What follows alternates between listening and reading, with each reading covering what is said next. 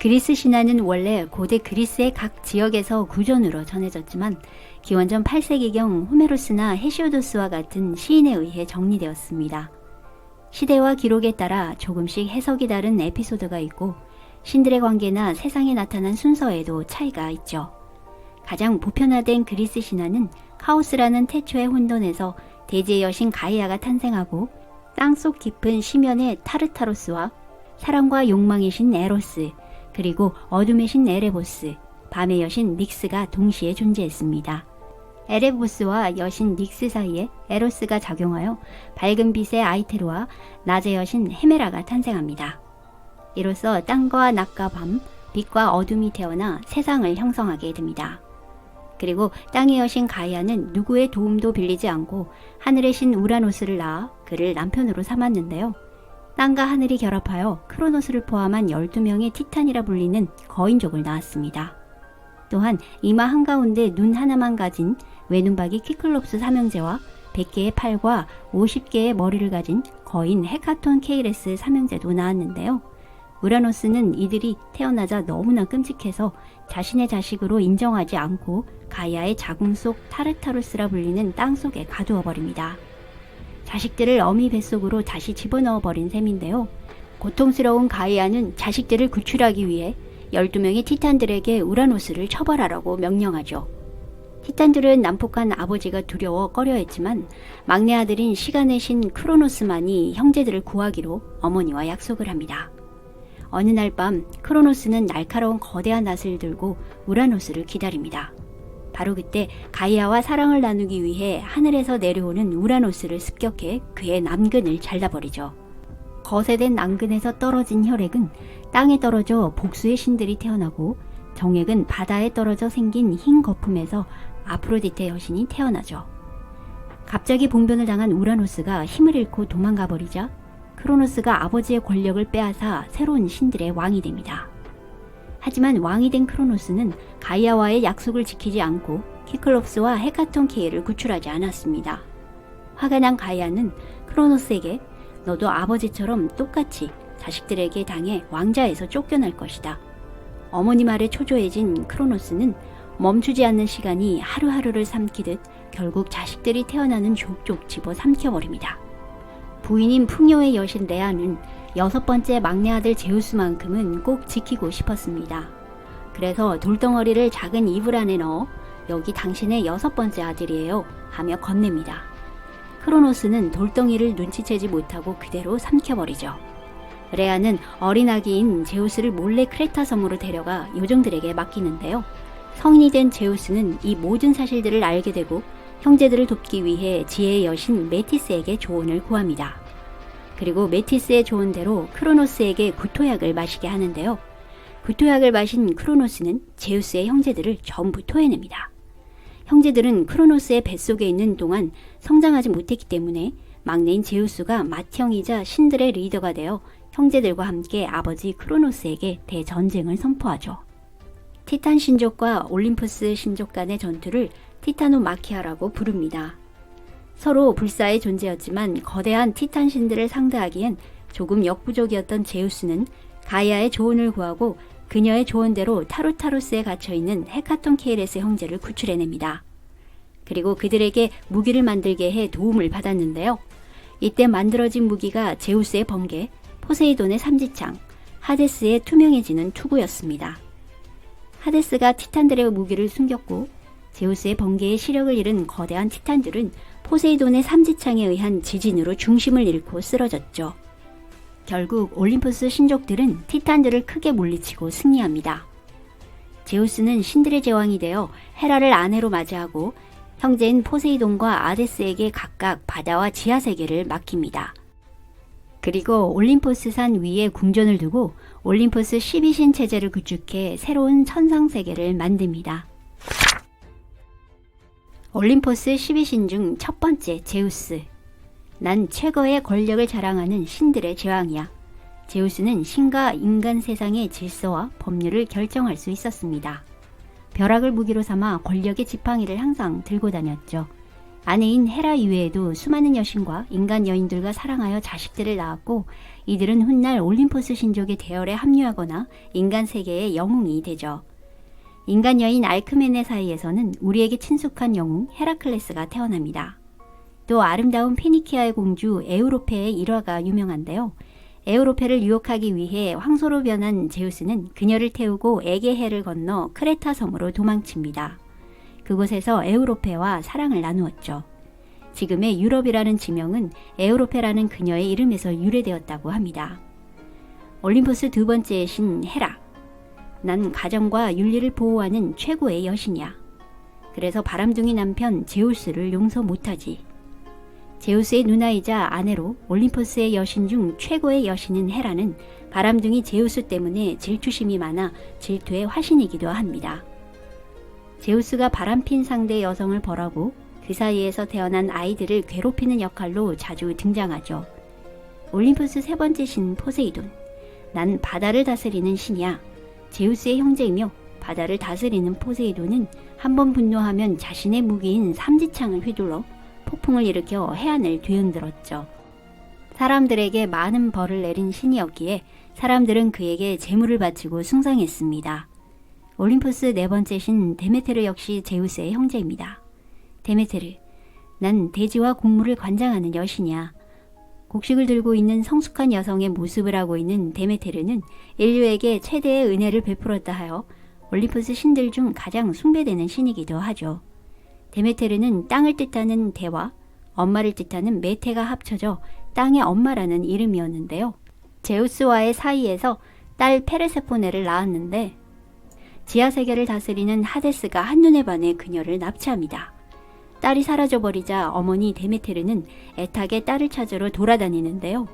데메테르가 딸을 잃은 슬픔에 대지와 곡물을 지키는 일을 미루게 되자 땅 위의 곡식들은 시들어가고 사람들이 굶는 사태가 발생합니다. 이를 해결하기 위해 제우스가 지하세계에서 절대 나올 수 없는 페르세폰의 저주를 풀어 1년에 3분의 2는 땅에서 살 수 있게 해줍니다. 페르세포네가 지상으로 나올 때는 곡식과 초목이 살아나고 땅속에 있을 때는 곡식과 열매가 자라지 않았죠. 대지의 신이 평온해야 세상도 풍요로웠습니다. 이렇게 제우스, 헤라, 포세이돈, 데메테르 4명의 1세대 올림포스 신들에 이어 나머지 8명은 제우스의 자녀들인 올림포스 2세대의 신들입니다. 올림포스 5번째, 6번째 신은 제우스와 헤라 사이에 생긴 헤파이토스와 아레스입니다. 헤파이토스, 난 대장장이 신이야. 대장간에서 무엇이든 만들어낼 수 있어. 헤파이토스는 우연히 제우스와 헤라 싸움에서 어머니의 헤라 편을 들다가 제우스에게 걷어차여 올림포스 산에서 굴러 떨어져 절름발이가 되죠. 그 뒤에도 헤라는 못생긴 헤파이토스가 부끄러워서 바다로 던진 사건도 있었는데요. 훗날 제우스로부터 아름다운 아프로디테를 아내로 보상받습니다. 올림포스 6번째 신 아레스. 난 전쟁의 신이야. 전쟁과 싸움밖에 몰라서 은근히 양아치 취급을 받기도 하지. 로마 신화에서는 마르스라 불리는 유명한 신이죠. 아레스와 관련된 일화는 아레스의 언덕이 잘 알려져 있는데요. 어느 날 포세이돈 아들이 아레스의 딸을 겁탈하는 사건이 발생해서 화가 난 아레스가 그 자리에서 포세이돈 아들을 죽여버리고 이에 분노한 포세이돈은 그를 살인죄로 고발합니다. 결국 아테나가 중재를 위해 재판을 연 곳이 아레이오스 파고스인데요. 올림포스 12신이 배석한 재판을 통해 아레스의 행위는 정당한 행위라 결론 내려집니다. 오늘날 그리스에선 대법원을 아레스 신의 언덕이라는 뜻인 아레이오스 파고스라 불리죠. 올림포스 7번째, 8번째 신은 제우스의 몸에서 태어난 아테나와 디오누소스인데요. 이 둘은 기이한 탄생이라가 유명합니다. 지혜의 여신 아테나는 아레스와 같은 전쟁의 신이기도 하지만 정의롭고 평화를 사랑했습니다. 제우스는 자신의 아내인 메티스가 아테나를 임신했을 때 만약에 아들이 태어난다면 자신을 해칠 것이라는 얘기를 듣게 되죠. 두려움을 느낀 제우스는 그만 메티스를 통째로 삼켜버립니다. 그리고 얼마 후에 제우스는 두통을 일으키는데요. 머리를 갈라보니 그 속에 메티스가 이미 낳은 아테나 여신이 있었다고 합니다. 아테나는 어머니인 지혜의 여신 메티스로부터 지혜를 물려받고 아버지인 제우스로부터 힘과 위엄을 물려받았죠. 항상 투구와 갑옷을 입고 창과 방패를 들고 전쟁에 나가 영웅들을 도왔습니다. 그리스의 도시 국가인 아테네 국민들은 아테나를 소의 여신으로 사랑하였고 그녀의 이름에서 도시 이름이 유래되었습니다. 8번째 올림포스 신인 디오니소스는 제우스의 허벅지에서 탄생한 신입니다. 술과 생명력을 관장하는 신인데요. 디오니소스의 탄생과 부활에 대한 이야기는 기록마다 다 다릅니다. 대중적으로 알려진 것이 인간 여인 세멜레와 제우스 사이에서 태어난 아들이라는 설인데요. 제우스의 본처인 헤라의 질투와 계략으로 세멜레는 비극적인 죽음을 당합니다. 죽을 당시 디오니소스를 임신하고 있었는데 제우스가 황급히 세멜레의 뱃속에 있던 태아를 꺼내 자신의 허벅지를 갈라 넣어 목숨을 구하게 됩니다. 이후 아기는 제우스의 허벅지를 통해 달을 채우고 탄생하죠.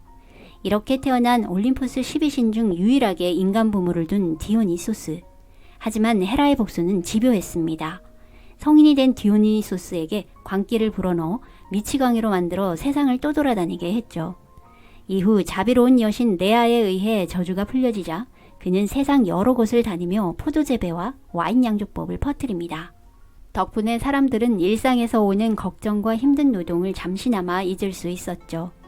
로마 신화에 술 마시는 바코스의 이미지와 동일시되는 신이며 고대 그리스에는 디오니소스 종교의식이 존재했고 기원전 8세기 무렵에는 디오니소스 축제로 바뀌어 공식화되기도 했습니다. 올림포스 9번째, 10번째 신은 제우스와 티탄 신족 레토 사이에 태어난 쌍둥이 남매로 아르테미스와 아폴론입니다. 아르테미스, 난 달과 사냥과 순결의 여신이야. 어린이와 약자들을 수호하지. 그녀는 아버지 제우스와 아폴론을 제외한 모든 남자들을 싫어했는데요. 제우스에게 영원한 순결을 지키게 해달라고 부탁하여 허락을 받았죠. 그리스 고전 문학에서는 순결을 지키는 여신의 성격으로 묘사되어 등장합니다. 그리스 신화가 만들어진 시대적 배경이 남성주의 사회였기 때문에 여성들에게 정조관념이 반영된 신이기도 합니다. 항상 활을 메고 붉은 사슴과 함께 숲속을 누비고 다녔죠. 올림포스 10번째 신 아폴론. 난 태양의 신으로 시와 음악을 관장하는 예술의 신이야. 강의 신 페네이오스의 딸인 다프네는 아폴론이 가장 사랑한 여인으로 유명했는데요. 어느 날 아폴론이 사랑의 신 에로스의 활솜씨를 형편없다고 놀리는 바람에 화가 난 에로스가 아폴론에게는 사랑의 금화살을, 다프네에게는 미움의 나파살을 쏘게 됩니다. 그렇게 아폴론은 다프네를 보고 사랑에 빠지지만 다프네는 반대로 아폴론을 미워하게 되죠. 쫓고 쫓기는 관계가 지속되다가 그녀는 자신만을 쫓아다니는 아폴론을 따돌리기 위해 그만 월계수나무로 변해버립니다. 일상에서 벗어나기 위해 나무숲으로 도망치듯 그렇게 그녀의 모습은 사라지고 아폴론은 사랑에 실패했지만 월계수를 자신을 상징하는 나무로 여겨 이루지 못한 사랑을 스스로 위로하듯 월계관을 만들어 항상 쓰고 다녔다고 하는 안타까운 일화가 있습니다. 올림포스 11번째 신 아프로디테. 난 사랑과 미의 여신이야. 우라노스의 남근이 잘려서 바다에 던져졌을 때 물거품이 일어났는데요. 아름다운 순간은 눈 깜짝할 사이 허망하게 사라지는 속성을 상징한 듯 그녀는 그 물거품에서 탄생합니다. 그녀에겐 사랑의 신 에로스가 늘 함께 있기 때문에 남편인 헤파이토스를 두고도 다른 신들과 많은 사랑을 나누었죠. 미술사에 등장하는 비너스의 탄생은 아프로디테를 묘사한 작품으로 유명합니다. 올림포스 마지막 12번째 신, 헤르메스. 난 전령의 신이야. 지상에서부터 지하까지 가지 못할 곳이 없지. 헤르메스는 죽은 자를 지하세계로 인도하는 안내자 역할을 했고 신들 간의 소통은 물론 신과 인간과의 소통도 담당하며 제우스의 메시지를 전달했습니다. 발명과 상업의 신이기도 한 그는 날개 달린 모자와 날개 달린 신발을 신고 신과 인간의 세계 그리고 지하세계까지 자유자재로 넘나들죠. 이렇게 올림포스 12신 이외에도 죽음의 신인 하데스가 있습니다. 보이지 않는 자라는 뜻의 이름인 하데스는 모습을 감추는 투구를 쓰고 불현듯 나타나 크로노스의 무기를 훔쳐 신들의 전쟁인 티타노마키아 때 맹활약을 했는데요. 이것은 죽음이란 하데스처럼 예고 없이 찾아온다는 은유로 해석하기도 합니다. 하데스는 신들의 전쟁에서 승리한 후 제비뽑기로 지하세계를 맡게 되었는데요. 제우스의 맏형이자 저승세계를 다스리는 까닭에 12신에 들지 못합니다. 티타노마키아 전투에서 제우스의 승리와 티탄의 패배를 미리 예지하고 제우스 편을 들어 전쟁이 끝난 이후 올림포스 12신 바로 아래 등급의 신으로 대우받게 된 티탄신 프로메테우스, 그는 예지력이 뛰어나 미래를 볼 수 있는 신으로 그의 이름은 미리 예견한다라는 뜻을 가진 프로와 메테우스가 합성되어 지어졌습니다.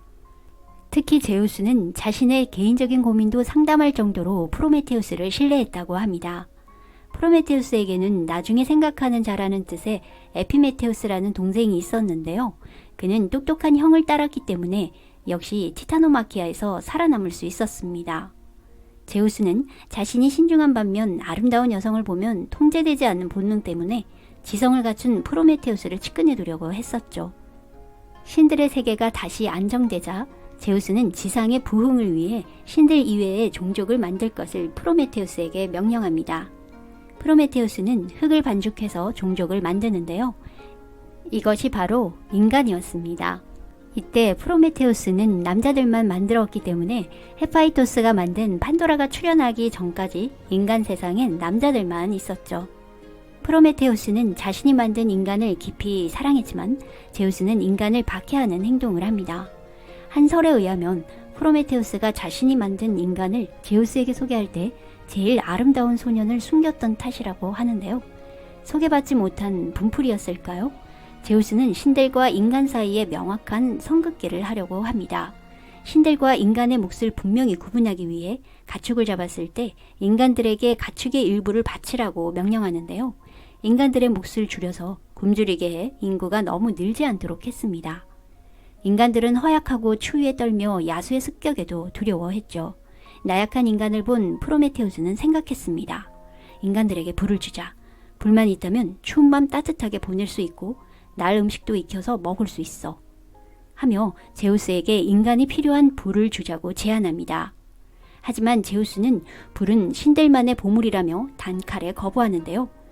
불을 얻은 인간들은 자신들을 신들과 동급이라 여기고 오만해질 거라 생각했죠. 하지만 프로메테우스는 불이 없어 큰 고통을 겪고 있는 인간들에게 몰래 불을 훔쳐다 줍니다. 이를 지켜본 제우스는 프로메테우스가 괘씸했습니다. 제우스 입장에선 신의 보물이 도난당한 사건이었으니까요. 결국 프로메테우스는 코카소스 산에 사슬로 묶인 채 독수리에게 간을 쪼아먹히는 형벌을 받아야 했습니다. 물론 그는 불사신이었기 때문에 매일 밤 간이 재생되었지만 낮에는 끊임없는 고통을 감수해야 했습니다. 제우스가 프로메테우스를 질투해서 이런 형벌을 내렸다라고도 하는데요. 이유는 신들의 제왕인 제우스가 자신의 미래를 프로메테우스에게 알려달라고 했지만 거절당하자 화풀이로 그를 벌했다고도 합니다. 프로메테우스는 앞을 내다볼 줄 아는 예지력이 있는 신이었는데 자신의 이 비참한 결말을 예지하지 못했을까요? 그는 훗날 헤라클레스라는 영웅의 손으로 자신의 해방될 것을 확실히 알고 있었습니다. 한편 인간을 사랑한 죄로 프로메테우스가 코카소스 산에 묶여버린 후 그의 집에는 동생 에피메테우스가 남아 있었습니다. 그는 형을 대신해 인간의 수호자 역할을 담당하게 되었는데요. 프로메테우스를 가혹하게 처벌했지만 제우스는 좀처럼 기분이 풀리지 않았습니다. 여전히 그는 인간을 괴롭히기 위한 궁리 끝에 인간들에게 여자를 선물하는 아이디어를 냅니다. 항상 여자가 원인으로 실수투성이었던 제우스다운 발상이었죠. 제우스는 아들인 대장장이신 헤파이토스를 불러 프로메테우스가 사용한 진흙을 주며 여자를 만들 것을 명령합니다. 드디어 인류 최초의 여성이 탄생하고 그녀의 신들은 다양한 선물을 주었죠. 미의 여신 아프로디테는 완벽한 아름다움을 주었고 아테나는 지혜를, 그리고 마지막으로 제우스는 호기심을 부여합니다. 그녀는 모든 선물을 받은 여인이라는 뜻인 판도라라는 이름으로 불리게 되는데요. 마지막으로 신들은 판도라에게 상자 한 개를 주며 인류의 지도자였던 에피메테우스의 곁으로 보냅니다. 그리고 신들은 판도라에게 절대 상자를 열어서는 안 된다고 충고하죠. 에피메테우스는 제우스가 주는 선물은 결코 받아서는 안 된다는 프로메테우스의 말을 기억하고 있었지만 판도라의 미모에 반해 아내로 맞이해버립니다. 호기심을 부여받은 판도라는 신들에게 받은 상자 안이 궁금해졌습니다. 어느 날 에피메테우스는 외출하면서 판도라에게 상자를 열지 말라고 신신당부했는데요. 남편의 모습이 보이지 않자 판도라는 기어코 상자의 뚜껑을 열어버립니다. 상자 안에는 인간 세계에 해가 되는 분노와 질투, 질병과 죽음 등의 재앙의 모든 근원들이 가득 차 있었죠. 뚜껑이 펑 하고 열리는 순간 모두 쏟아져 나와 뒤늦게 판도라가 허둥대며 뚜껑을 닫았지만 순식간에 온 세상으로 퍼집니다. 그리고 그때 유일하게 상자 안에 남아 있었던 것은 바로 희망이었습니다. 그 희망이 의미하는 것은 무엇일까요? 인간은 질병에 시달리며 질투와 증오로 고통 속에 살게 되지만 희망을 잃지 않고 살아가는 운명이라는 낙관적인 해석과 반대로 깊은 절망 속에서 이루어지지 않는 것을 막연하게 바라는 것을 헛된 희망으로 간주되어 제우스가 인간에게 준 마지막 재앙이라는 비관적인 해석도 존재합니다. 세상을 열심히 살아도 불운과 불행은 닥쳐옵니다. 현재의 삶을 긍정적으로 수용한다면 희망은 삶의 따뜻한 위안이 되지 않을까요? 그리스 신화편 정리한 내용은 여기까지입니다.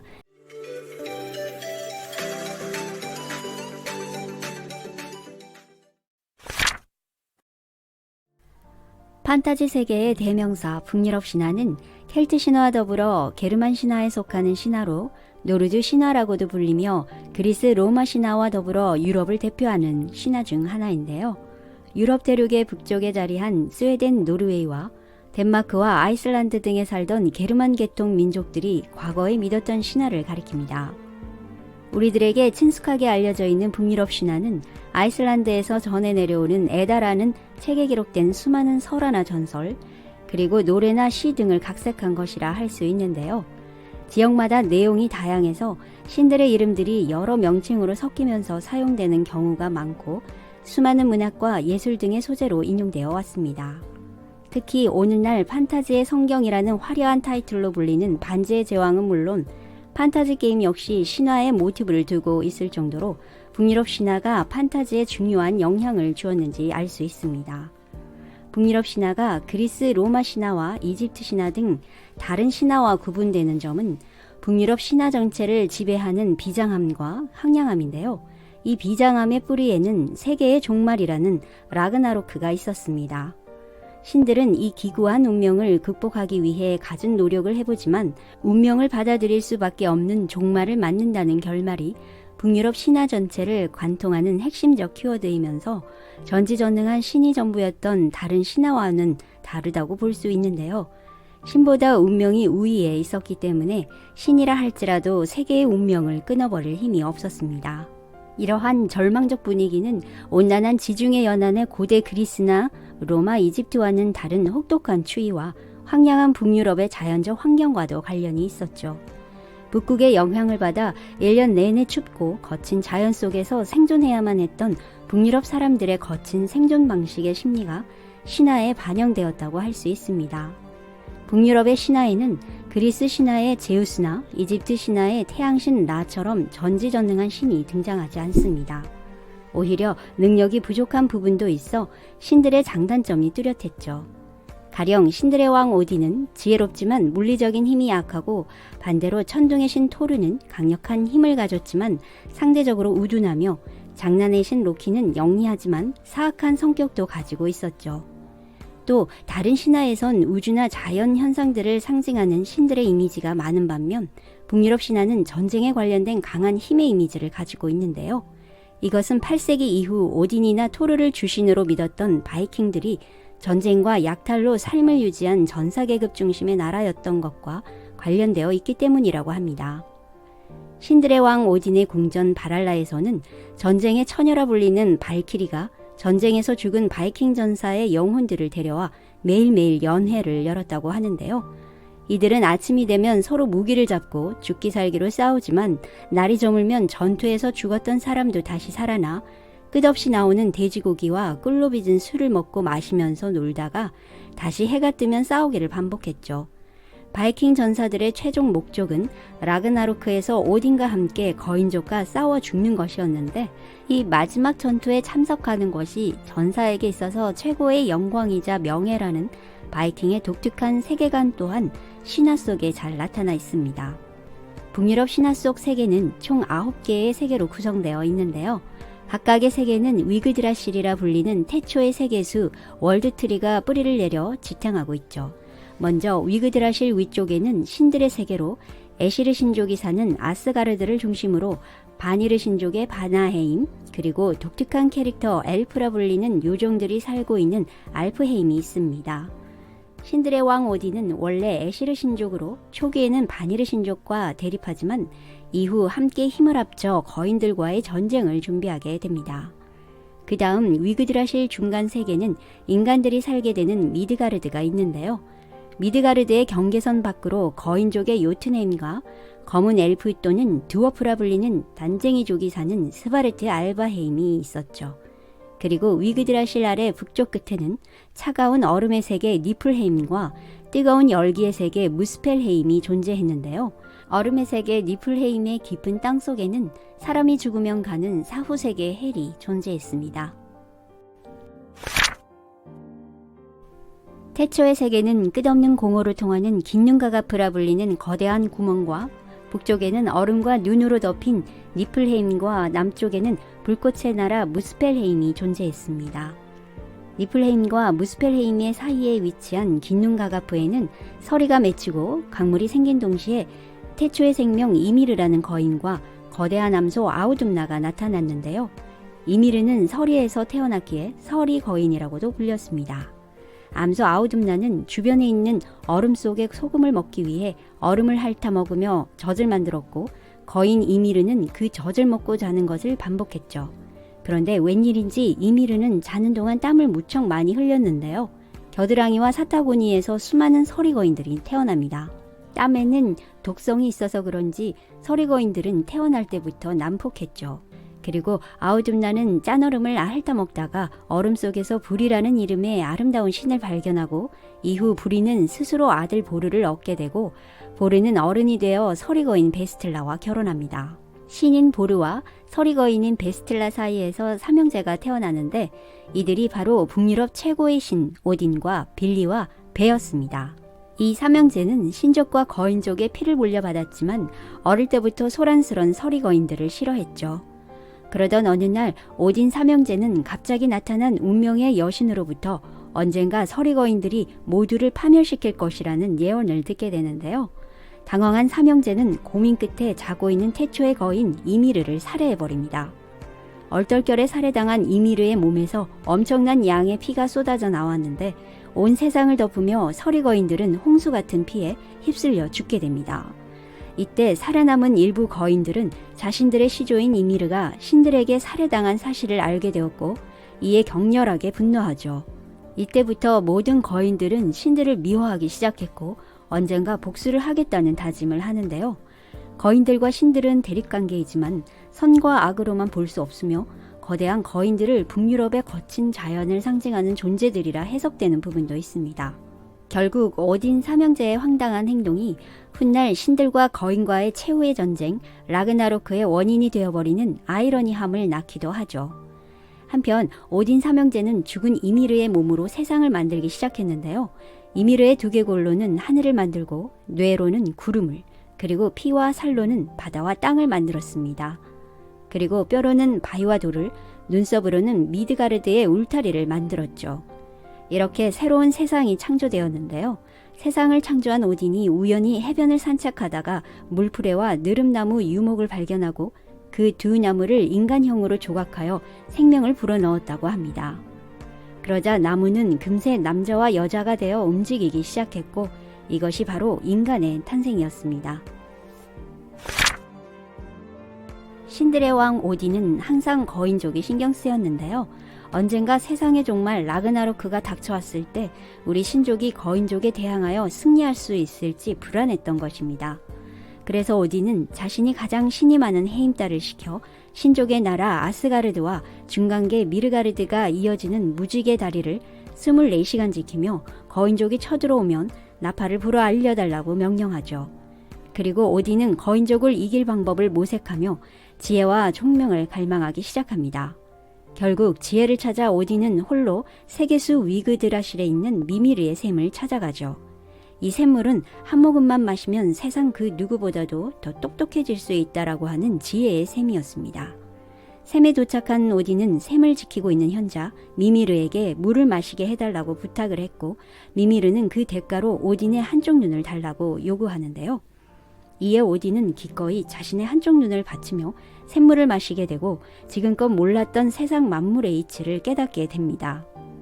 애꾸눈이 된 오딘은 이에 만족하지 않고 더 많은 지혜를 요구하고 이번에는 자기 자신을 위그드라실에 매달아 스스로를 제물로 바치기까지 하며 지혜를 얻게 해달라고 기도하죠. 이렇게 거꾸로 매달려 죽은 상태로 9일이 지나고 오딘은 마법의 룬 문자를 이해할 수 있었으며 비로소 마법과 지혜의 신으로 거듭 태어나게 됩니다. 북유럽 신화의 주인공이라고 하면 신들의 왕 오딘이나 천둥의 신 토르를 떠올리는데요.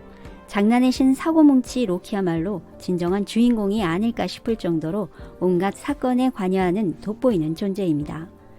여툰이라는 거인족 출신으로 장난을 즐기고 사기와 기만이 특기였죠. 로키는 신들과 반대되는 진영인 거인족에 편입된 존재였지만 신들과 친하게 지냈고 간혹 장난을 심하게 쳐도 영리하게 수습했습니다. 로키와 관련된 수많은 일화들이 전해지지만 그 중에서도 토르와 관련된 일화는 다양하고 유명하죠. 한 일화로 어느 날 집에 돌아온 천둥의 신 토르는 자고 있던 아내 시프의 아름다운 금발머리가 전부 잘려져 있는 모습을 보고 깜짝 놀랍니다.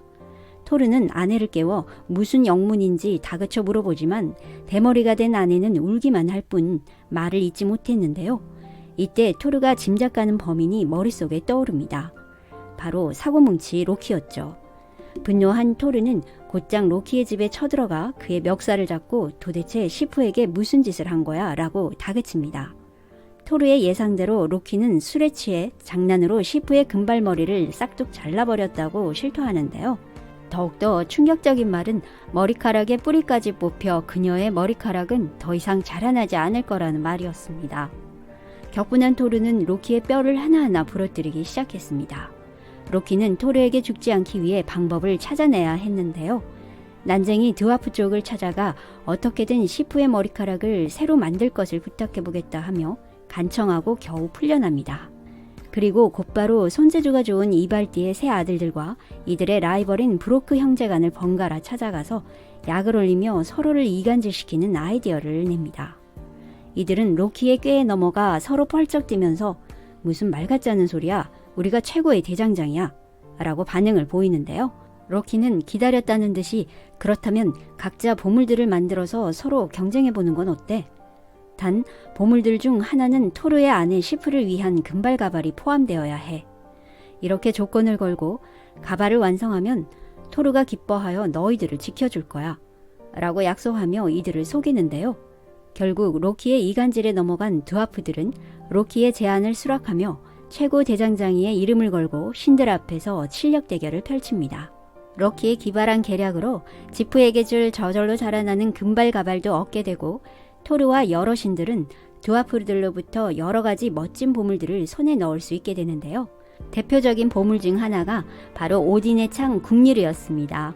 던지면 적을 알아서 찌르고 주인의 손으로 돌아오는 무기였죠. 또 드라프니르라는 아름다운 금팔찌는 놀랍게도 9일마다 똑같이 생긴 9개의 금팔찌를 생산해낼 수 있는 팔찌여서 오딘은 이후 엄청난 부를 소유하게 됩니다. 이외에도 모든 보물 중에서 신들이 가장 뛰어나다고 칭찬한 물건은 바로 천둥의 신 토르의 상징이 되는 강력한 망치 멸미르였습니다. 로키의 장난으로 손잡이가 짧아져 한 손으로만 잡아야 하는 단점에도 불구하고 토르는 만족스러워했죠. 멸미르로 신들의 세계를 위협하던 서리거인들과 괴물들을 마구 때려잡기도 하는데요. 하도 많은 거인들을 죽여서 나중에 거인들은 토르만 보면 그 자리에서 공포에 질려했고 멸리르는 아스가르드를 지키는데 매우 큰 역할을 합니다.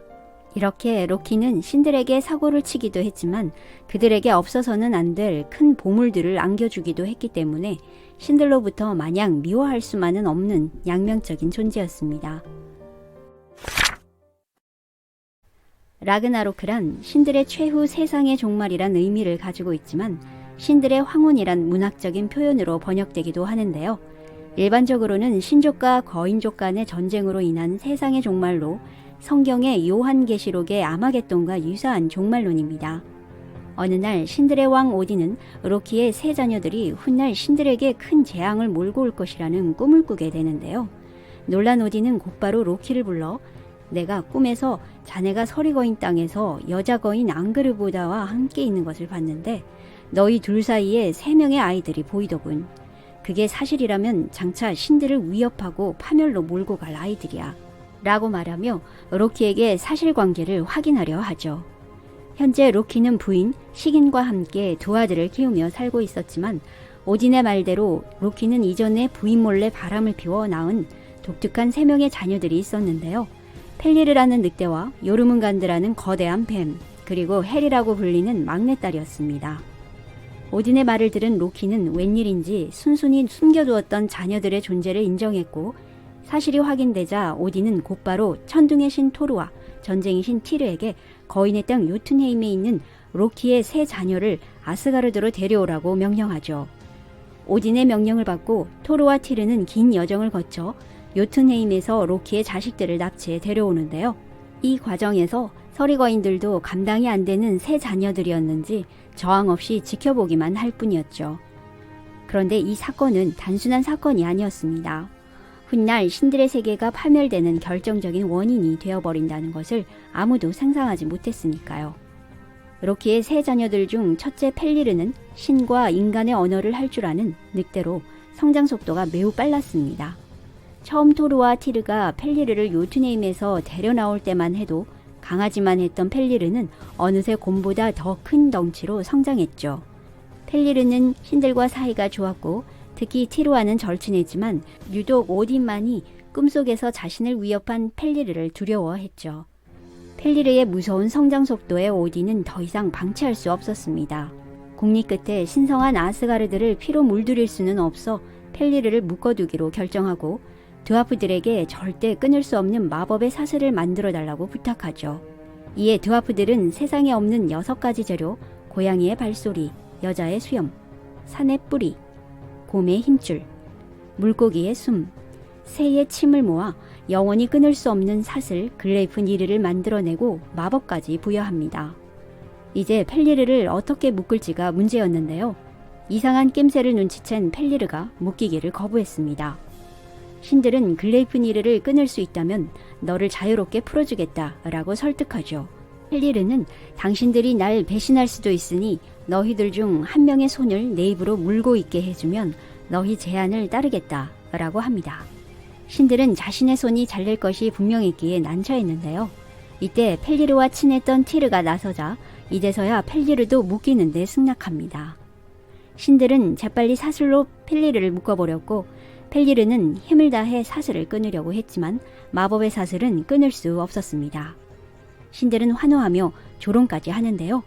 이런 신들에게 속은 것을 눈치채고 또 믿었던 티르에게 배신까지 당했다고 생각한 펠리르는 원통했습니다. 그는 울부짖으며 티르의 손목을 물어뜯어버리고는 오딘을 바라보며 신들이 나를 배신하지 않았다면 나는 너희들의 친구가 되었을 것이다. 하지만 오딘 당신이 나를 두려움 때문에 배신한 이상 나는 최후의 날에 반드시 당신을 죽여버릴 것이라고 저주했습니다.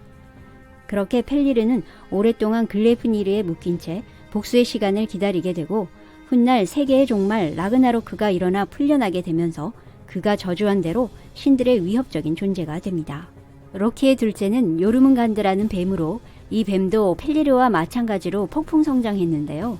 요르문간드는 가까이 오는 신들을 향해 시커먼 독을 뿜어내고 경계한 바람에 오딘은 미드가르드를 둘러싼 바다에 요르문간드를 던져버립니다.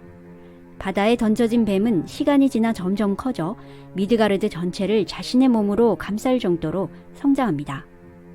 마지막으로 로키의 셋째는 헬이라는 이름의 여자아이였는데요. 헬의 오른쪽 얼굴은 아름다운 소녀였고 왼쪽은 썩은 시체의 2 얼굴을 하고 있었죠. 이러한 괴이한 모습에도 죽은 자들은 그녀를 잘 따랐고 헬도 이들을 보호했습니다. 오딘은 크게 반항하지 않은 헬이 거슬리지 않았기 때문에 암흑세상으로 그녀를 데려가 그곳에서 죽은 이들을 다스리게 했는데요. 헬은 오딘의 명령에 따랐지만 훗날 헬 역시 신들에게 종말을 선사하는 존재로 성장하죠. 이런저런 우여곡절 끝에 신들의 재앙거리인 로키의 3 자녀 문제는 일단락되고 신들은 평화로운 시간을 다시 되찾은 듯 했습니다. 하지만 오딘이 자신의 자식들을 괴롭히는 모습을 보고 있던 로키의 마음 한쪽에서는 점점 신들에 대한 증오심이 자리 잡고 있었죠. 한편 오딘에게도 많은 자식들이 있었지만 그 중에서도 자신의 후계자로 생각하고 있는 빛의 신 발드르는 오딘의 큰 자랑이었습니다. 발드르는 신들 중에서도 가장 선하고 아름다우며 자비와 현명함까지 갖추어 모든 신들의 사랑과 찬양을 받았죠. 단 한 명만을 제외하고 말인데요. 이 발드르를 미워하고 질투한 이는 신들을 증오하는 바로 로키였습니다. 어느 날부터인지 발드르는 구름이 불타오르고 끝나지 않는 겨울이 계속되어 세계 종말이 다가오는 악몽에 시달렸는데요. 악몽으로 창백해지고 빛을 잃어가는 발드르는 아버지 오딘에게 악몽에 대해 얘기합니다. 불길한 징조로 여긴 오딘은 해몽을 위해 예언가 발라를 찾아가는데요. 이 예언가 발라가 로키의 아내 앙그르보다라는 설도 있습니다. 발라는 오딘의 아들 발드르가 곧 죽을 것이라는 충격적인 말을 하고 그로 인해 세상은 종말을 맞이하게 될 것이라는 예언을 남기고 사라집니다. 날벼락 같은 이야기에 오딘은 자신의 아내 프리그에게 발라의 예언을 이야기하는데요. 이 말에 불안해진 프리그는 9세상을 돌아다니며 물, 불, 질병, 동물 등 세상의 모든 것을 찾아가서 자신의 아들 발드르를 해치지 않겠다는 약속을 일일이 받아냅니다. 모든 신들과 만물들에게서 사랑을 받고 있던 발드르였기에 모두가 다 약속을 하지만 프리그가 약속을 받아내지 않은 유일한 대상이 있었는데요. 바랄라 서쪽에 있는 떡갈나무에서 자라나고 있는 겨우살이였습니다. 프리그는 이 겨우살이가 너무 어리고 연약해 보여 굳이 약속을 받을 필요가 없다고 생각했던 것이죠. 이 겨우살이를 제외한 세상 모든 만물에게서 약속을 받은 프리그는 이제 발드르가 불사의 존재라고 선언하며 안심하죠. 신들은 발드르에게 돌을 던져보고 무기를 휘둘러 보지만 이 모든 것이 발드르의 몸에서 그냥 튕겨져 나갈 뿐이었습니다. 그러나 이때 로키는 프리그를 속여 그녀가 유일하게 약속을 받지 않는 것이 겨우살이라는 사실을 알게 되는데요. 당연히 로키는 이를 이용하기 위해 앞이 보이지 않는 발드르의 동생 호두에게 접근합니다. 그리고 겨우살이로 만든 작은 창을 손에 쥐어주며 다른 신들처럼 불사신이 된 발드르에게 창을 던지며 함께 놀아보라고 부추겼는데요. 무기가 생긴 호두는 기뻐하며 로키가 알려준 방향으로 정확하게 창을 던졌는데 그 순간 비명소리가 터져 나왔습니다. 바로 호두가 던진 작은 창에 발드르가 죽어버린 것입니다. 결국 발드르의 갑작스런 죽음으로 모든 신들은 헤어나기 어려운 슬픔에 빠지게 되고 오딘은 발드르의 장례를 치른 후 로키가 호두를 이용해 발드르를 죽였다는 사실을 알게 되죠. 분노한 오딘과 신들은 사건의 원흉인 로키를 찾아 나섰고 도망치려던 로키를 가까스로 사로잡아 그가 보는 앞에서 그의 자식들이 서로를 죽이게 만들고 게다가 그렇게 죽은 자식들의 창자로 로키를 꽁꽁 묶어 그 위에 커다란 뱀이 로키의 얼굴에 독을 떨어뜨리도록 매달아 놓습니다. 이때 독이 얼굴에 떨어질 때마다 고통스러워하는 남편을 보고 그의 아내 시긴이 남편의 곁을 지키며 큰 그릇으로 독을 받아냈지만 독이 꽉 찬 그릇을 비우러 갈 때마다 로키는 고통스러웠습니다. 이렇게 로키가 고통에 못 이겨 몸부림칠 때마다 주변이 흔들리게 되고 미드가르드에서는 이러한 로키의 몸부림을 지진이라 불렀는데요. 바로 이때 세상의 종말 라그나로크가 일어나기 시작합니다. 길고 긴 처절한 겨울이 시작되자 대지는 온통 얼어붙고 많은 인간들이 굶어 죽어가는데요. 설상가상으로 크고 작은 전쟁들이 계속되고 거대한 지진이 온 세상을 흔들어 버립니다. 이 지진으로 인해 마침내 로키의 고통의 속박과 그의 아들 펠리르의 사슬이 풀려버리죠. 풀려난 펠리르는 세상을 집어삼킬 기세로 입을 벌리며 날뛰고 미드가르드를 감싸고 있던 요르문간드는 독을 뿜어 바다에 사는 모든 생물들을 죽이고 지상으로 올라오죠. 그리고 오랜 시간 동안 신들에게 당하고만 살았던 서리거인들과 사후세계를 다스리고 있던 헬도 저승의 군대를 총동원해 로키와 힘을 합쳐 쳐들어오게 됩니다. 게다가 무슨 일인지 무스펠헤임에서는 불의 거인 수르트가 그의 부하들을 데리고 신들을 향해 쳐들어오죠. 이렇게 많은 세력들이 연합해 한꺼번에 신들을 공격해 오고 있다는 소식에 오딘과 신들은 너무나도 당황했습니다. 오딘은 급히 총 비상령을 내려 모든 신들과 바랄라의 전사들에게 비그리드라는 전장에서 적들과의 최후의 전투를 선언하고 출발합니다. 마침내 처절한 최후의 전투가 시작되고 곳곳에서 신들과 거인들이 서로 죽이고 죽입니다. 천둥의 신 토르는 거대한 뱀 요르문간드를 멸류로 때려 죽이지만 토르 자신도 요르문간드의 독에 중독되고 전사하고 말죠. 로키 역시 헤임달과 싸우다 서로 치명상을 입어 죽게 되고, 마지막으로 신들의 왕 오딘 역시 펠리르의 저주대로 그에게 잡아먹혀 버리는데요. 오딘의 죽음으로 신들의 패배로 끝나는 듯 보였지만 펠리르 역시 오딘의 아들 비다르에게 그 거대한 입이 찢어져 죽음을 당합니다. 이후 전투의 양상이 급변하는데요. 갑자기 불에 거인 수르트가 불타는 칼을 휘둘러 싸우고 있던 신과 거의 날 것 없이 지상과 하늘, 세상 모든 것을 불태우고 수르트 자신도 스스로 불에 타 사라져버립니다. 이렇게 세상의 종말 라그나로크는 끝이 나는데요. 신들의 세계와 세상은 종말을 맞이했지만 라그나로크 최후의 전투에서 살아남은 오딘의 아들들과 죽음에서 부활한 빛의 신 발드르와 호드, 그리고 살아남은 소수의 인간들에 의해 파괴된 세상이 다시 한번 풍요롭고 평화로운 새로운 신세계를 열게 되며 북유럽 신화는 종말에서 새로운 시작으로 이어지며 끝을 맺게 됩니다. 정리한 영상은 여기까지입니다.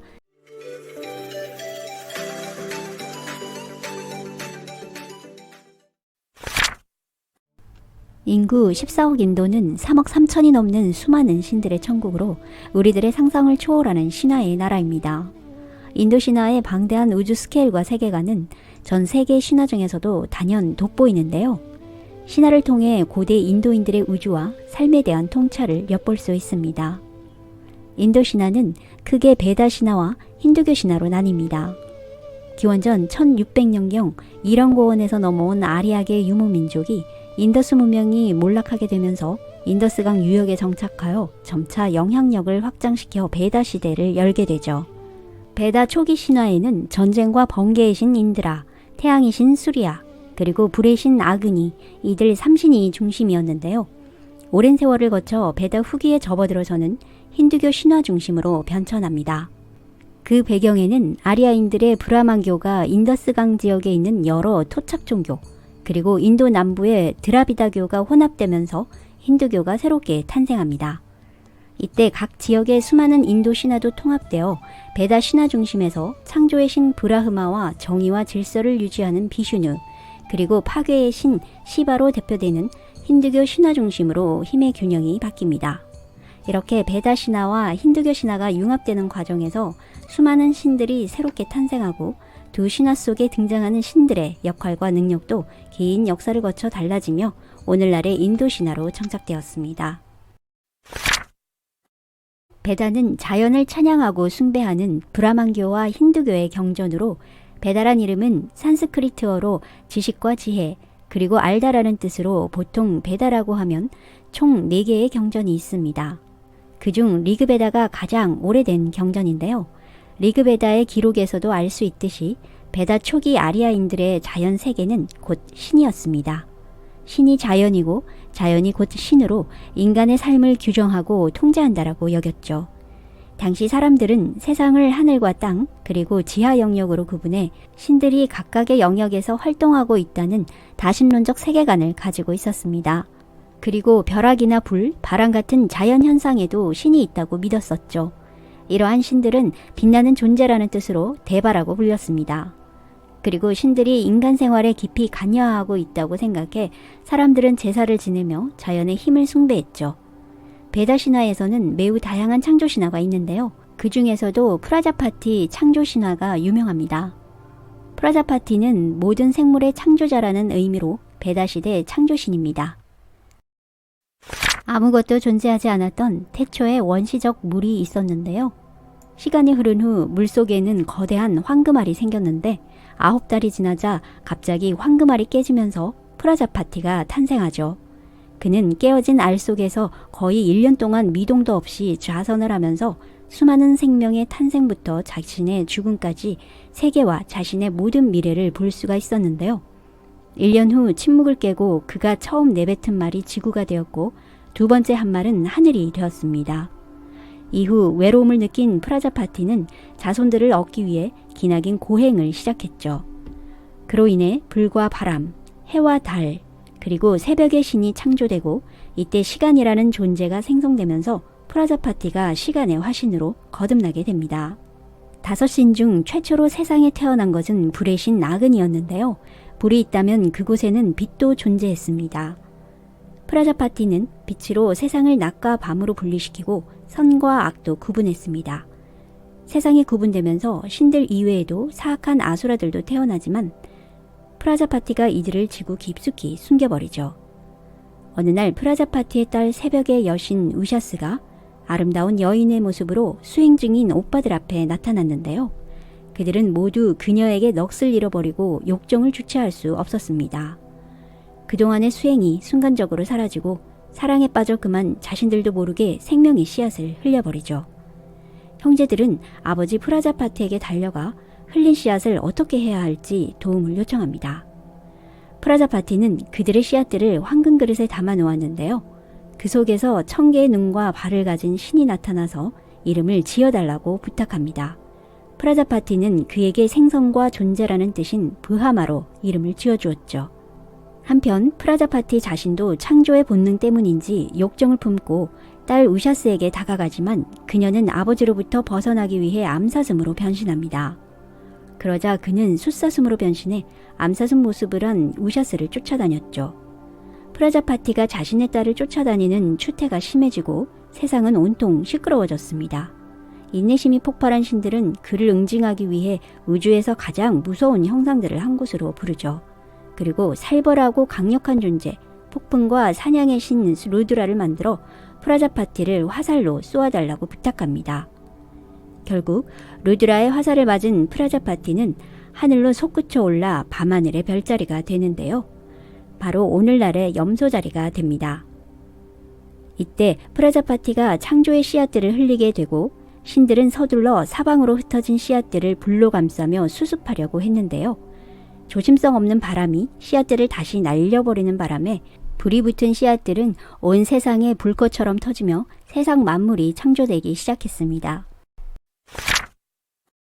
신들의 아버지로 불리우는 디아우스, 그는 대지의 여신 프리티비와의 사이에 인드라, 아그니와 같은 아들들을 두고 있는데요. 하늘의 신이자 제왕신으로 그리스 신화의 제우스에 비교됩니다. 그는 훗날 아들인 번개의 신 인드라에게 그 지위를 빼앗기죠. 두 번째 대지의 여신 프리티비는 디아우스와 함께 신들의 어머니로 숭배되는데요. 그녀는 땅을 솟아오르게 하고 산을 받쳐주었고 또한 비를 내려 밭을 기름지게 했습니다. 수많은 여신들의 모티브가 되며 흔히 만물의 어머니로 묘사됩니다. 세 번째, 인드라는 신들의 왕이자 베다 신화의 최고 3신 중 하나로 북유럽 신화의 토르와도 자주 비교되는데요. 전쟁과 번개의 신으로 강력하다라는 의미를 가진 인드라는 베다 초기 시대에는 아리아인들에게 가장 인기가 있었던 신이었습니다. 4개의 이빨을 가진 흰색 코끼리 아이라바타를 타고 다니며 제사 때 바친다고 하는 신의 음료 소마를 즐겨 마셨죠. 전쟁이 일어나면 천둥번개를 치며 바주라라는 무기로 아수라를 물리치고 세계를 수호했습니다.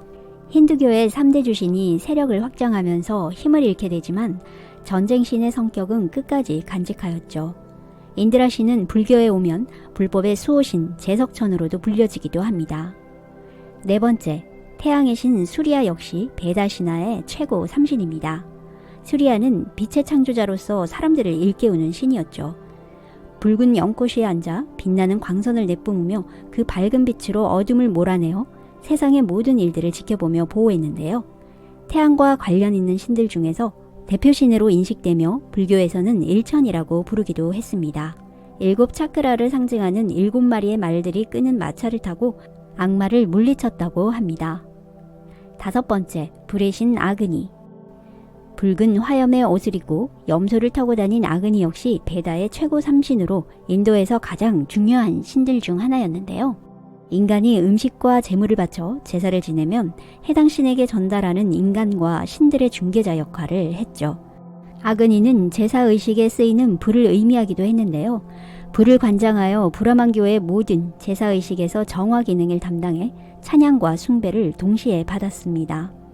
어둠을 밝히는 신으로 인간 사회를 보호하고 진리를 왜곡한 자에게 벌을 주기도 했죠. 그리고 바람의 신 바유도 유명한데요. 하늘과 땅 사이 바람이 지나가는 영역을 지배했는데 불교에서는 풍천이라 불리기도 했습니다. 모든 것을 날려버리는 힘으로 악마를 격퇴하고 약자를 돕는 신이었죠. 그 외에도 그리스 신화의 포세이돈처럼 바다와 사법을 관장하는 바루나와 하데스와 비교되는 저승을 다스리는 신 야마 역시 유명합니다. 특히 야마는 곤봉과 올가미를 가진 모습으로 묘사되는데요. 이는 죽은 자의 영혼을 올가미로 묶어 저승으로 데려가 곤봉으로 정의로운 판정을 하고 악을 섬멸했습니다. 염라대왕의 유래가 되는 신이기도 하죠. 힌두교 신화 역시 각 종파에 따라 다양한 창조 신화가 존재합니다.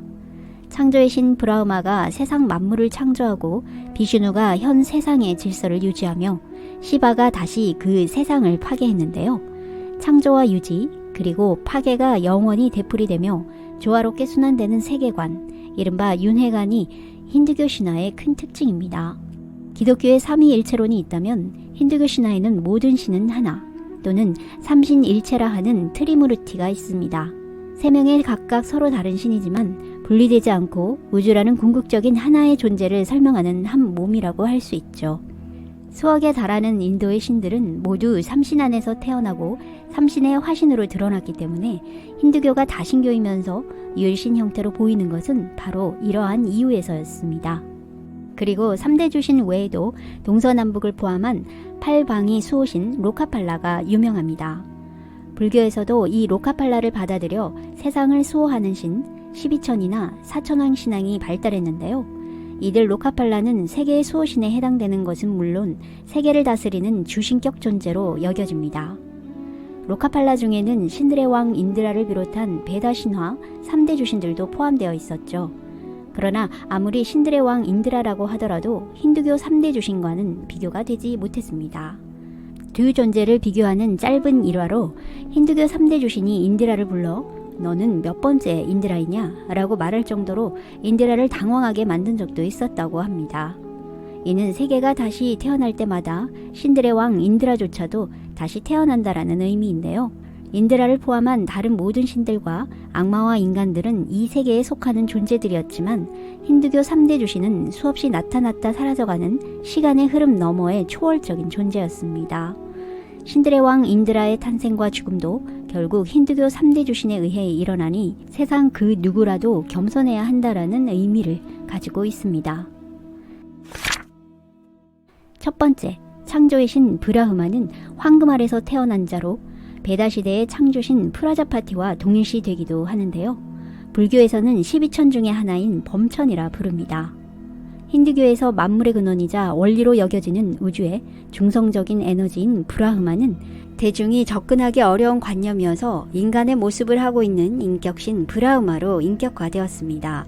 브라흐마는 지식과 지혜의 상징이라고 알려진 백조를 타고 다니기도 했는데요. 힌두교의 3주신 중 하나이지만 신화에서도 비슈누와 시바보다 비중이 적으며 인기도 별로 없는 신이었죠. 그리고 두 번째 비슈누는 우주는 물론 인간과 세상 만물을 보호하고 우주의 질서를 유지했습니다. 비슈누의 뜻은 이 세상에 널리 두루 퍼지다라는 뜻으로 가르다라고 불리는 커다란 새를 타고 다니며 세상을 둘러보았는데요. 세상의 질서가 무너져 악의 혼돈에 빠질 때 아바타로 출현해서 언제나 악을 제거하고 세상을 구원했습니다. 신들이 해결 못하는 어려운 문제들도 비슈누라면 거뜬 해결했기 때문에 3대 주신 중에서 가장 활약이 돋보이는 신이었는데요. 인도 전통에 따르면 비슈누는 이미 9번 화신으로 나타나 인류를 악으로부터 구하고 정의를 회복하는 일을 해왔는데 9번째 화신이 바로 불교의 붓다라고 합니다. 그리고 마지막 10번째 화신이 다시 인류를 구원하고 정의를 회복하기 위해 미래에 올 것이라고 하는데요. 인간에게 우호적인 신이었던 비슈누는 힌두 신들 중에서도 가장 자비롭고 선한 신으로 시바신과 나란히 최고의 신으로 숭배받고 있습니다. 마지막 세 번째 신 시바는 제3의 눈을 가진 파괴의 신이었습니다. 트리슈라라고 불리는 삼지창을 휘두르며 악을 물리쳤죠.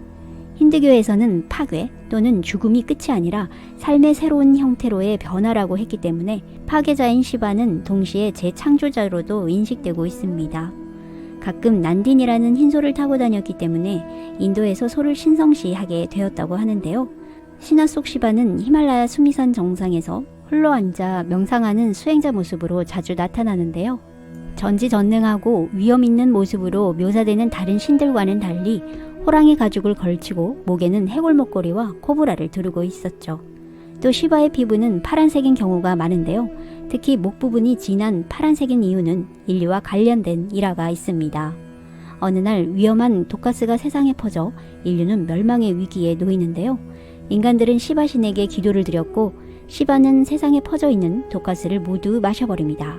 그때 독이 너무 강력했기 때문에 전부 삼키지 못하고 목 부분에 독이 고여 파란색이 되었다고 하죠. 시바는 위대한 신으로 경배를 받으면서도 가장 천한 계층의 사람들과 스스럼 없이 사귀며 격식에 매이지 않는 신이었는데요. 삼신 중 가장 인기 있는 신으로 인도인들의 사랑과 경배를 가장 많이 받는 신이라고 합니다. 이렇게 힌두교 신화의 우주는 브라흐마, 비슈누, 시바를 통해 창조와 유지, 그리고 파괴가 끊임없이 되풀이되고 순환됩니다. 생로병사를 거치는 인간의 삶도 크게 다르지 않다고 보았는데요. 인간의 육체는 사라져도 영혼은 다시 태어나고 수레바퀴처럼 돌고 돌아 업에 따라 생사를 거듭한다는 힌두교의 윤회 사상은 이후 불교에도 큰 영향을 주었습니다. 인도의 다양한 신화 속 세상은 신과 아수라 간에 반복되는 끊임없는 전쟁이었습니다. 이것은 인간 사회에서도 언제 어디서나 옳은 일을 추구하는 힘과 그것을 저항하려는 힘, 이 두 가지 상반되는 힘에 의해 갈등을 겪는 것으로 해석하기도 하는데요. 결국은 선을 추구하는 신이 승리함으로써 세상의 선과 정의를 수호해 인간들을 올바른 길로 인도한다는 내용을 엿볼 수 있습니다. 이상 인도 신화를 마치겠습니다.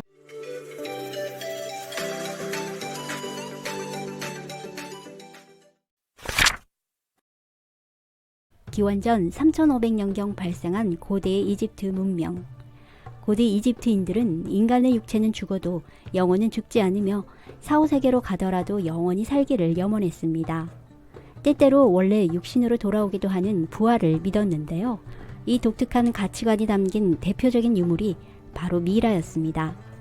미이라를 관에 넣고 영원한 삶을 갈구하는 영생관의 바탕에는 이집트 신화가 존재했죠. 이집트 신화의 특징으로는 지역과 시대에 따라서 같은 신이라도 능력이 달라지며 창조 신화조차 다릅니다. 고대 이집트는 다양한 신들을 믿는 다신교의 나라로 자연이나 천체 만물에 신이 깃들어 있다고 생각해서 자연에 사는 동물들을 숭배했는데요. 그래서인지 이집트 신화에서는 특히 새나 동물들의 모습을 한 신들이 많이 등장합니다. 고대 이집트는 나일강 중심으로 발전한 공동체 마을들이 도시나 국가의 틀을 잡아감에 따라서 이집트의 다양한 신들과 지역마다 다른 신화도 체계적으로 정비되었는데요. 흩어져 있던 다양한 신들이 하나의 신으로 합쳐지는 과정에서 바로 창조의 신 아툼이 등장합니다. 이후 창조의 신 아툼은 태양신 라와 만나면서 이 둘은 아툼 라 또는 태양신 라로 통일되죠. 태양신이자 창조의 신 라는 세 가지 이름으로 불렸습니다. 아침에 막 떠오르는 태양은 케프리, 정오에 이글거리는 태양은 라, 저녁에 저물어가는 태양을 아툼이라 하였죠. 고대 이집트의 종교적 중심지였던 헬리오폴리스, 헤르모폴리스, 멤피스 지역의 사람들이 믿었던 창세 신화가 유명한데요. 이 세 가지 신화 중 태양의 도시로 가장 유명한 헬리오폴리스의 창세 신화와 오시리스 신화를 만나보겠습니다. 그리스 신화 속 혼돈의 카오스와 같은 개념을 가진 누라고 불리는 태초의 원시적 혼돈의 바다. 바로 그곳에서 스스로 태어난 아툼. 그는 혼돈의 바다 위에 언덕이 솟아오르게 했고 그 언덕에서 자신의 침을 뱉어 대기의 신 슈와 습기의 여신 테프누트를 만들어냅니다. 두 남매는 결혼하여 땅의 신 게브와 하늘의 여신 누트가 탄생하죠. 이렇게 창조의 신 아툼으로 시작하여 아들, 딸, 손자, 손녀를 포함해 총 5명의 신들이 이집트 창조 신화의 주인공으로 등장하는데요. 이후 창조의 신 아툼은 태양의 신 라로 불리며 새로운 스토리가 시작됩니다. 고대 이집트의 세계관은 태양신 라가 하늘과 땅 사이로 태양을 운반하기 때문에 해가 뜨고 지면서 생명들이 탄생한다고 생각했습니다. 그런데 갑자기 하늘과 땅이 딱 붙어버려 태양신 라가 더 이상 태양을 운반할 수 없게 된 황당한 사건이 발생합니다. 이는 대지의 신 게브와 하늘의 신 여신 누트가 결혼하여 너무 사랑한 나머지 한시라도 떨어져 있을 수 없었기 때문이었죠. 어려움에 처한 라는 그들이 더 이상 사랑을 못하도록 경고하고 대기의 신 슈를 불러 계부와 누트의 사이를 갈라놓으라고 명령합니다. 슈는 곧장 하늘과 땅 사이를 간신히 떼어놓고 자신이 하늘을 계속 떠받치며 더 이상 하늘과 땅이 서로 붙지 못하게 했습니다. 이로써 라는 무사히 태양을 옮길 수 있게 되었고 하늘과 땅 사이에는 공기가 흐를 수 있는 통로가 생기면서 또다시 많은 생명체에도 살아갈 수 있게 되었는데요. 이렇게 공기와 습기가 대기를 감싸고 하늘과 땅이 제 모습을 갖추게 되자 그 사이를 태양이 지나면서 세상은 시작되죠. 그런데 세상이 만들어진 이후 태양신 라는 이 과정에서 자신을 곤란하게 만들었던 계부와 누트에게 벌을 내리는데요. 서로 사랑해서 임신을 한 누트에게 1년 360일 중 그 어느 날도 출산하지 못하도록 저주를 내립니다. 당시 세상은 1년이 360일이었기 때문에 출산을 못하게 된 누트는 큰 슬픔에 빠져버리죠. 결국 그녀는 지혜의 신 토트를 찾아가 도움을 요청합니다. 평소 누트를 짝사랑하고 있던 토트는 그녀에게 도움이 되고 싶었습니다. 그래서 토트는 달의 신 콘소에게 찾아가 5일간 대지를 밝힐 수 있는 빛을 얻어오는데요. 이로써 1년은 365일이 되었고 이 5일의 시간 동안 누트는 오시리스와 이시스, 세트와 네프티스, 4자녀를 무사히 낳을 수 있었습니다. 이 4명의 신들과 창조의 신 아툼, 그리고 슈와 테프누트, 계부와 누트를 합쳐 헬리오폴리스의 구주신이라 하며 이들을 엔네아드라고 부릅니다. 엔네아드란 그리스 신화 올림푸스 12신에 해당합니다. 첫 번째, 이집트 신화의 창조의 신 아툼입니다. 아툼은 자신의 눈에서 빛을 만들었으며 빛은 이윽고 태양이 되죠. 아툼이란 이름의 뜻은 완성 또는 끝내다를 의미하는 고대 이집트에서 유래되었고 아툼의 손에 들려있는 열십자 모양 고리는 이집트 상형 문자에서는 생명을 의미합니다. 그는 자신의 살과 뼈 그리고 영혼으로 다른 신들과 인간 등 세상의 모든 것들을 만든 창조주였습니다. 특히 자신의 침으로 슈와 테프누트를 만들었지만 또 다른 신화에서는 아툼의 자의 행위로 인한 정액에서 슈와 테프누트가 태어났다는 기록도 있죠. 두 번째, 슈. 나는 공기와 바람, 빛의 신이야. 그리고 테프누트의 남편이지. 이름의 의미에는 마른, 시든, 햇빛이라는 의미도 있지만 들어올리다라는 뜻도 있어 하늘을 떠받치고 있죠. 슈가 공기와 바람을 관장하는 신이었기 때문에 그의 성격은 주로 조용하고 평화적인 것으로 알려져 있는데요. 대기의 신으로서 모든 생명체에게 생명을 불어넣어 주었고 바람의 신으로서 선원들은 순풍이 필요할 때 슈를 불러내곤 했습니다. 슈는 주로 타조의 깃털을 꽂고 있는 모습으로 등장했죠. 세 번째, 테프누트. 난 고대 이집트의 습기, 이슬, 비의 여신이야. 그녀는 대기의 신 슈의 아내인데요. 테프누트라는 이름은 물을 뜻하며 침을 뱉다라는 어원에서 파생되었다고 합니다. 이것은 창조신 아툼의 입을 통해 그녀를 낳았다라는 뜻을 내포하고 있는데요. 그녀는 용맹한 성격을 가진 여신으로 표현되었기 때문에 암사자의 머리와 인간의 몸이 합쳐진 모습을 하고 있죠. 네 번째, 게브. 난 이집트의 왕이라는 칭호를 가진 신이야. 대지의 신이자 누트의 남편이지. 그는 머리 주위에 독사를 이고 다녀서 뱀들의 아버지로 불리며 이집트인들에게 두려움의 대상이었죠. 특히 그의 웃음소리가 지진을 유발한다고 믿었지만 실제로 게브는 한없이 온화한 신이기도 했습니다. 그는 나일강 주변에 비옥한 땅을 만들어 주었고 게브의 허락과 보호 아래 사람들은 풍요롭게 농작물을 수확할 수 있게 되었죠. 다섯 번째, 누트는 하늘의 여신이었습니다. 누트라는 이름은 밤이라는 고대 이집트에서 유래되었는데요. 오빠인 대지의 신 게브와 결혼해 오시리스를 비롯한 4남매를 낳았습니다. 이집트 종교의 우주관에서 그녀는 남편인 대지의 신 게브 위에 엎드려 있는 모습으로 표현되고 그녀가 입은 옷은 수많은 별들이 수놓아져 있죠. 그리고 머리에는 항상 구형 모양의 항아리를 이고 있는 모습을 하고 있습니다.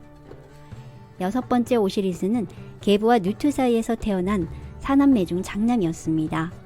난 풍요와 농업, 생명과 초목의 신이야. 사후세계로 오는 사람들을 심판해서 영생을 결정하는 일도 하지. 죽음과 부활로 인해 사후 지하세계를 관장하는 신이었는데요. 그의 피부는 녹색을 띠고 있는데 계절에 따른 식물의 죽음과 탄생을 의미하기도 하며 한편으로는 그가 한 번 죽은 후 부활했기 때문에 차갑게 식어버린 시체의 피부색을 상징하기도 합니다. 오시리스의 화신이 바로 이집트 파라오입니다. 7번째 신은 사남매 중 둘째 이시스. 난 나일강의 수호신이자 지혜와 의술의 여신이야. 오시리스의 아내이며 호루스의 어머니로 헌신적인 어머니나 아내로서의 인상이 강하지만 파라오의 권력과 힘을 상징하며 우주의 비밀을 손에 쥔 마법의 여신으로 알려져 있죠. 8번째, 사남매 중 셋째 세트. 난 사막의 신이자 모래바람을 일으키는 신이야. 신화 속에는 어둠과 악, 그리고 혼돈과 전쟁으로 묘사되고 있습니다. 피라미드에서 발견된 문서 중에는 파라오의 힘은 곧 세트의 힘이다 라는 기록이 있을 정도로 강력한 힘을 상징하죠. 세트의 머리는 자칼의 모습을 하고 있으며 오시리스 신화에서 형 오시리스를 시기하여 형을 죽이고 왕권을 찬탈합니다. 9번째, 사남매 중 막내이자 세트의 아내 네프티스. 세트가 혼란, 분열을 의미하는 것과 반대로 네프티스는 화합과 모임, 그리고 힘을 상징합니다. 그녀의 이름 신전의 여주인 정도로 해석할 수 있는데 그만큼 종교적 의식과 관계가 깊은 여신이었죠. 피라미드 텍스트에 의하면 죽음을 담당하는 선한 신으로 미이라를 만드는 일과도 관련되어 있습니다. 네프티스는 집과 바구니 모양을 한 머리 장식을 하고 있는데 이시스와 매우 닮은 얼굴이어서 남편 세트가 아닌 큰오빠인 오시리스와의 사이에서 사후세계를 인도하는 신 아누비스를 낳습니다. 오시리스 신화는 오시리스가 이집트의 왕 파라오가 되면서 시작되는데요. 태양신 라의 권력은 대기의 신 슈와 땅의 신 게브를 거쳐 오시리스에게로 전해졌습니다. 라의 축복을 받은 오시리스는 이집트의 왕이 되어 최초의 인간들에게 문명을 전수하고 농업과 건축 그리고 법률을 가르쳤습니다. 아내 이시스도 곡식을 경작하는 방법과 옷감 짜는 방법 등 유용한 지식을 세상에 전파하며 인간 생활에 많은 도움을 주었죠. 이런 태평성대를 흔든 것은 그의 동생 세트였습니다. 오시리스에게는 세트 외에 2명의 여동생이 있었는데요. 그의 아내가 되는 아름답고 현명한 신 이시스와 여리고 상냥한 막내 여동생 네프티스가 있었습니다. 사남매는 어린 시절에는 매우 사이가 좋았지만 커가면서 오시리스와 세트 사이는 급속도로 멀어집니다. 세트는 뛰어난 능력을 가졌지만 형인 오시리스보다 큰 인정을 받지 못하자 점차 삐뚤어지기 시작했죠. 게다가 누나 이시스를 좋아하게 되면서 오시리스를 더욱더 질투하는데요. 형은 능력도 여자도 모든 걸 갖추었어 하며 이시스를 좋아할수록 형에 대한 질투가 커진 세트. 게다가 아버지 게브왕이 퇴위하면서 형에겐 기름진 옥토가 있는 나일강 유역을 주었지만 자신에겐 오히려 척박한 사막지대를 주면서 차별을 받았다고 느낀 세트의 불만은 더욱더 커집니다. 세월이 흘러 오시리스는 이시스와 세트는 네프티스와 각각 결혼합니다. 그런데 여기서 예기치 않은 사건이 일어나는데요. 오시리스와 이시스는 서로 사랑하는 사이였지만 세트와 네프티스는 그렇지 못했었습니다. 본래 큰오빠 오시리스를 사모했던 막내 네프티스는 자신에게 관심조차 주지 않는 셋째 오빠 세트와의 사이에 아기가 생기지 않아 고민이었죠. 어느 날 아기를 간절히 원했던 네프티스는 언니 이시스로 변장해 와인을 들고 오시리스를 찾아가죠. 그리고 그를 취하게 만들어 침대 속으로 유혹합니다. 이렇게 해서 낳은 아들이 바로 미이라의 신 아누비스입니다. 아누비스는 미이라를 만드는 등 장래를 주관하는 신이 되어 저승세계의 문을 열어주는 일을 맡았죠. 네프티스는 아누비스를 낳은 사실을 세트에게 들킬까봐 아이를 언니 이시스에게 맡깁니다. 하지만 세트는 아내의 불륜을 눈치채버리고 형에 대한 복수심으로 가득했습니다. 형을 죽이고 내가 왕이 될 거야. 자신도 형 오시리스처럼 백성들의 존경을 받는 이집트의 왕이 되고 싶었죠. 결국 세트는 형을 죽이기로 결심했습니다. 수하들을 불러 오시리스의 몸 치수에 맞춰 딱 맞는 멋진 관을 준비하고 파티를 열어 형을 초대합니다. 그리고 파티 도중 준비한 멋진 관을 보여주며 오시리스에게 한번 들어가 보라고 권유하죠. 형에게 이 관이 맞으면 선물해 줄게. 그러자 멋진 관을 본 오시리스가 아무 의심 없이 관 안으로 들어가자 세트의 부하들이 갑자기 달려들어 관 뚜껑을 덮고 틈새를 완전 봉쇄해 곧바로 나일강에 던져버립니다. 그리고 세트는 오시리스가 누군가에게 암살당해 죽었다며 소문을 내고는 자신이 새로운 이집트의 왕이 되었다고 선포합니다. 세트가 오시리스를 죽이고 왕이 되자 이집트는 극심한 혼돈의 소용돌이에 빠집니다.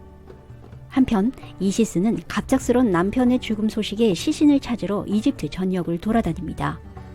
마침내 남편의 시신을 발견하고 슬픔에 빠진 이시스. 그녀는 서둘러 남편의 장례를 준비하죠. 그러나 이 사실을 알게 된 세트의 만행은 다시 이어집니다. 이번에는 오시리스의 시신을 여러 조각으로 갈기갈기 토막내어 이집트 전역에 뿌려버리죠. 이후 이시스는 여동생 네프티스와 아비누스의 도움을 받아 다시 한번 오시리스의 시신을 찾게 됩니다.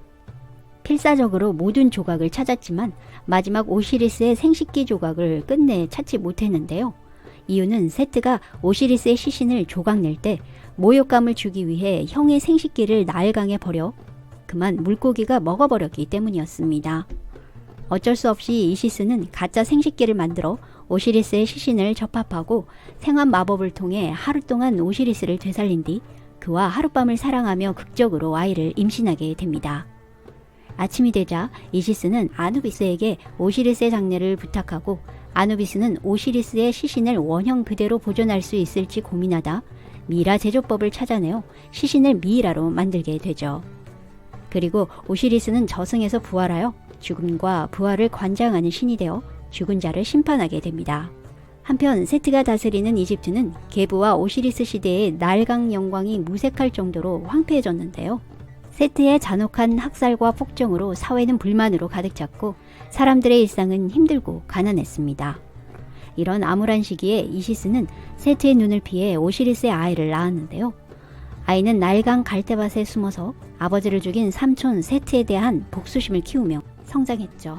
이 아이가 바로 이집트 파라오의 상징이자 이대 태양신 호루스였습니다. 어린 호루스가 성장하는 동안 이시스는 다른 신들에게 호루스가 오시리스의 정당한 후계자임을 주장하며 세트가 이집트 왕자에서 물러나기를 원했지만 태양신 라는 호루스보다는 세트를 믿음직한 후계자로 생각하고 있었습니다. 이후 수차례 회의 끝에 신들은 지상의 지배권은 세트에게, 저승세계의 지배권은 부활한 오시리스에게 주는 것으로 결론을 내립니다. 이렇게 후계자를 둘러싼 분쟁이 일단락되는 듯이 보였지만 이시스는 이에 승복하지 않았죠. 세트의 자리는 마땅히 내 아들 호루스 자리야 라고 생각하며 호루스가 충분한 힘을 갖출 때까지 인내하며 기다렸습니다. 매의 모습을 한 호루스는 용맹스럽게 성장했고 얼마 후 아버지를 죽인 세트에게 복수할 것을 다짐하죠. 마침내 세트와 호루스, 삼촌과 조카 간의 끝이 보이지 않는 긴 전쟁이 시작되었는데요. 세트와 호루스의 대결에 관해서는 매우 다양한 일화가 전해지고 있습니다. 세트와 호루스의 첫 대결은 하마로 변신하여 누가 더 오래 잠수할 수 있는지를 겨루는 시합이었습니다. 이집트 최고 신들의 대결이라고 생각하기에는 조금 유치한 잠수 대결이었죠. 그러나 문제는 물 밖에서 일어났는데요. 세트에게 남편을 잃은 이시스는 아들까지 잃을까봐 불안했습니다. 호루스까지 잃을 수는 없어. 그녀는 잠수하는 곳으로 가서 세트를 향해 힘차게 마법 작사를 던집니다. 그러자 작사에 찔려 물 밖으로 나온 세트는 누나 이시스에게 살려달라고 매달리죠. 세트의 눈물 어린 호소에 마음이 약해진 이시스는 그만 작사를 빼주고 마는데요. 세트를 죽일 수 있는 절호의 찬스를 포기한 어머니의 행동에 호루스는 도저히 이해할 수 없었습니다. 아버지의 원수 세트에게 자비를 베풀다니 하며 어머니 이시스를 맹비난하고 결국 이시스의 왕관마저 땅에 내동댕이 쳐버립니다. 그리고는 자신의 분을 이기지 못하고 산속 깊이 도망쳐 모습을 감추어 버렸습니다. 호루스가 자신의 어머니를 모욕하고 도망쳤다는 소식을 들은 신들은 어느 쪽도 편들지 못하고 동요하기 시작했는데요. 이때 세트는 이 기회를 틈타 동요하는 신들에게 호루스를 처벌합시다 라고 선동하며 마침내 호루스가 숨은 산으로 찾아가 잔인하게도 호루스의 두 눈을 뽑아버립니다. 이 눈은 훗날 와제트, 호루스의 눈이라고 불리며 고대 이집트에서 가장 인기 있는 부적 중 하나가 되죠. 두 눈을 잃고 맹인이 된 호루스는 정처 없이 사막을 떠돌아다닙니다. 이때 운명의 여인을 만나게 되는데요. 바로 태양신 라가 가장 사랑하는 막내딸 하토르였습니다. 하토르는 눈을 잃은 호루스가 겪은 일들을 듣고 그를 가엾게 여겨 염소의 젖을 호루스의 눈 상처에 뿌려주며 회복 주문을 외우기 시작했는데요. 그 순간 호루스의 두 눈이 회복되어 앞이 보이기 시작했고 둘은 한순간에 서로 사랑하게 됩니다. 그리고 하토르와 호루스는 함께 태양신 라에게 달려가 그동안 세트가 저지른 많은 악행들을 폭로합니다. 라는 이들의 얘기를 듣고는 자신의 우유부단함과 어리석음을 느끼고 세트를 불러 더 이상 호루스와 싸우지 말라고 충고하죠. 하지만 세트는 늙은 라의 충고를 받아들이지 않았습니다. 또다시 둘 사이에 끝이 보이지 않는 싸움은 이어지고 결국 이집트 신들은 우유부단한 라를 대신해서 이 싸움을 해결하기 위해 저승세계의 왕 오시리스에게 도움을 요청하게 되죠. 저승세계에서 급히 달려온 오시리스는 당연히 내 아들 호루스가 내 뒤를 이어 이집트의 왕이 되어야 한다 라며 판결 내리고, 호루스가 이집트의 왕위를 물려받는데 반대하는 자는 아무리 신이라고 해도 저승으로 데려가겠다 하며 신들을 협박했습니다. 겁먹은 신들은 결국 오시리스의 판결에 동의하며 호루스의 손을 들어주었고, 늙은 라도 호루스에게 태양신 자리를 물려주면서 이집트 신들의 세계에 새로운 질서가 만들어지게 되었죠. 세트는 다시 한번 오시리스의 판결에 불복하고 또다시 호루스와의 전투를 벌이지만 이미 많은 신들이 호루스 측에 가담해버려 세트에게는 더 이상 승산이 없었습니다. 호루스는 싸움 중 여러 번의 위기를 맞았지만 100여 년간 계속됐던 세트와의 기나긴 전투는 마침내 호루스의 승리로 끝을 맺고, 이후 호루스는 태양신 라의 뒤를 이어 이대 태양신이자 이집트의 왕, 새로운 파라오에 오릅니다. 그리고 사랑하는 하토르와 결혼하여 다시 한번 이집트 세계에 풍요와 평화를 가져다 줍니다. 준비한 영상은 여기까지입니다. 시청해주셔서 감사합니다.